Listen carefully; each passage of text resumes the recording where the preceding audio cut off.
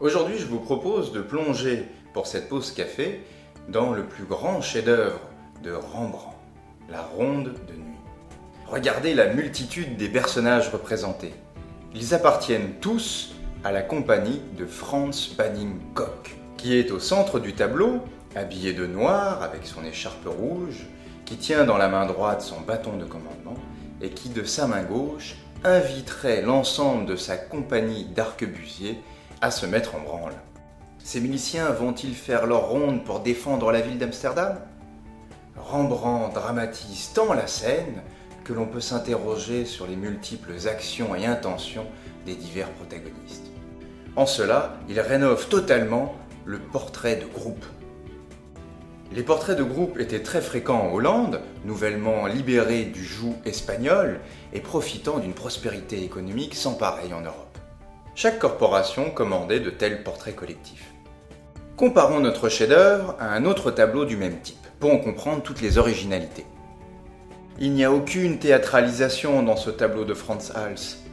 Contrairement à la Ronde de nuit où tous les protagonistes sont en action, tous les personnages de ce tableau posent de manière rigide. Chacun des portraits est bien rendu, avec une affectation claire. Ils sont tous disposés sur une ligne, rendant ce tableau de groupe extrêmement lisible. Les commanditaires sont facilement reconnaissables. Au contraire, Rembrandt dispose ses figures sur plusieurs lignes du tableau, ce qui nous suggère la profondeur de l'espace et le mouvement des figures, deux dimensions absentes dans le tableau de Frans Hals. Frans Hals, avec ses couleurs claires, dépeint ses personnages tels qu'ils étaient habillés à l'époque, alors que Rembrandt les affuble d'accessoires désuets tels cette pertuisane ou ce casque d'un autre âge. En définitive, là où Frans Hals ne fait que représenter un portrait de groupe, Rembrandt nous relate une histoire.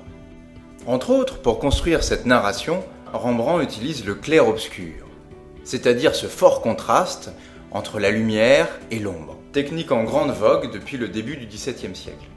Rembrandt met un coup de projecteur sur le capitaine et son lieutenant, et nous comprenons par là même que ce sont les protagonistes principaux, ce qui vient renforcer leur position centrale dans la composition.